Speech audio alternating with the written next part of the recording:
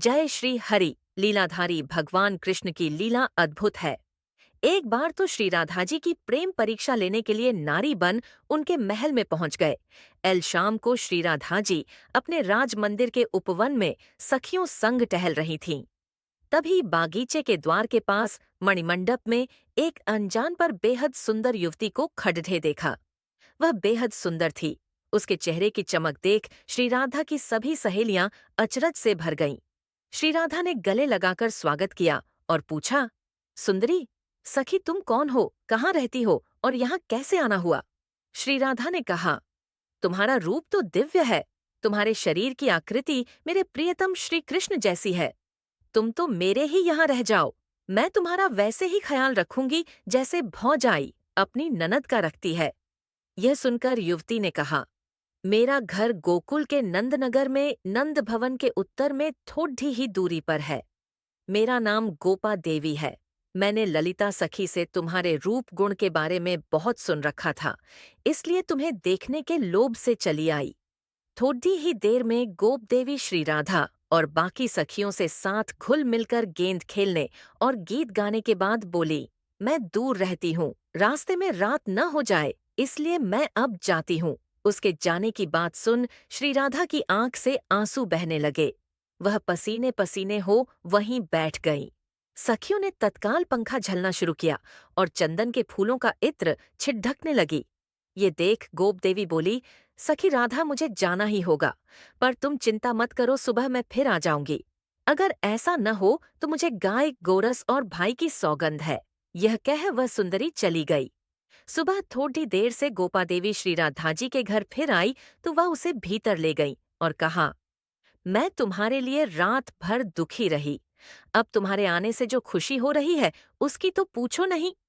श्री राधा जी की प्रेम भरी बातें सुनने के बावजूद जब गोपा देवी ने कोई जवाब नहीं दिया और अनमनी बनी रही, तो श्री राधा जी ने गोपा देवी की इस खामोशी की वजह पूछा। गोपा देवी बोली, आज मैं दही बेचने निकली। संकरी गलियों के बीच नंद के श्याम सुंदर ने मुझे रास्ते में रोक लिया और लाज शर्म ताक पर रख मेरा हाथ पकड़ दाच कर बोला कि मैं कर टैक्स लेने वाला हूँ, मुझे कर के तौर पर दही का दान दो। मैंने डपट दिया, चलो हटो, अपने आप ही कर लेने वाला बनकर घूमने वाले लंपट, मैं तो कतई तुम्हें कोई कर न दूंगी। उसने लपक कर मेरी मटकी उतारी और फोधाकर दही पीने के बाद मेरी चुनरी उतार कर गोवर्धन की ओर चल दिया। इसी से मैं क्षुब्ध हूँ। श्री राधे जी इस बात पर हंसने लगी तो गोप देवी बोली, सखी, यह हंसने की बात नहीं है। वह कला कलूटा, ग्वाला, न धनवान न वीर, आचरण भी अच्छे नहीं, मुझे तो वह निर्मोही भी लगता है। सखी, ऐसे लड़के से तुम कैसे प्रेम कर बैठी? मेरी मानो तो उसे दिल से निकाल दो। श्री राधा जी बोली, तुम्हारा नाम गोप देवी किसने रखा? वह ग्वाला है, इसलिए सबसे पवित्र है। सारा दिन पवित्र पशु गाय की चरणों की धूल से नहाता है। तुम उन्हें निर्धन ग्वाला कहती हो, जिनको पाने को लक्ष्मी तरस रही है। ब्रह्मा जी, शिव जी भी श्री कृष्ण की पूजा करते हैं। उनको काला कलूटा और उसे निर्बल बताती हो, जिसने बकासुर, कालिया नाग, यमलार्जुन, पूतना जैसों का चुटकी में वध कर डोढ़ाला। जो अपने भक्तों के पीछे पीछे इसलिए घूमते हैं कि उनकी चरणों की धूल मिल जाए, उसे निर्दयी कहती है। गोप देवी बोली, राधे, तुम्हारा अनुभव अलग है और मेरा अलग। किसी अकेली युवती का हाथ पकड़ जबरन दही छीनकर पी लेना क्या सज्जनों के गुण है? श्री राधे ने कहा, इतनी सुंदर होकर भी उनके प्रेम को नहीं समझ सकी, बड़ी अभागिन है। यह तो तेरा सौभाग्य था, पर तुमने उसको गलत समझ लिया। गोप देवी बोली, अच्छा, तो मैं अपना सौभाग्य समझ के सम्मान भंग कराती। अब बात बढ़ गई थी। आखिर में गोप देवी बोली, अगर तुम्हारे बुलाने से श्री कृष्ण यहाँ आ जाते हैं तो मैं मान लूंगी कि तुम्हारा प्रेम सच्चा है और वह निर्दयी नहीं है, और यदि नहीं आए तो? इस पर राधा रानी बोली कि यदि नहीं आए तो मेरा सारा धन भवन तेरा। शर्त लगाकर श्री राधा आंख मूंद ध्यान में बैठ श्री कृष्ण का एक एक नाम लेकर पुकारने लगीं।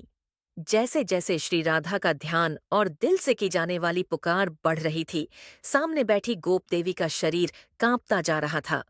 श्री राधा के चेहरे पर अब आंसुओं की झड़ी दिखने लगी। माया की सहायता से गोप देवी का रूप लिए भगवान श्री कृष्ण समझ गए कि प्रेम की ताकत के आगे अब यह माया नहीं चलने वाली, मेरा यह रूप छूटने वाला है।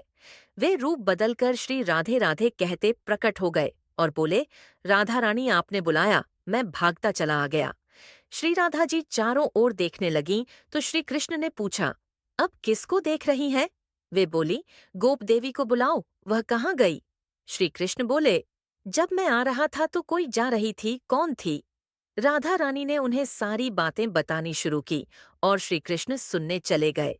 मंद मंद मुस्काते हुए श्री कृष्ण ने कहा, आप बहुत भोली हैं, ऐसी नागिनों को पास मत आने दिया करें। जय जय श्री राधे।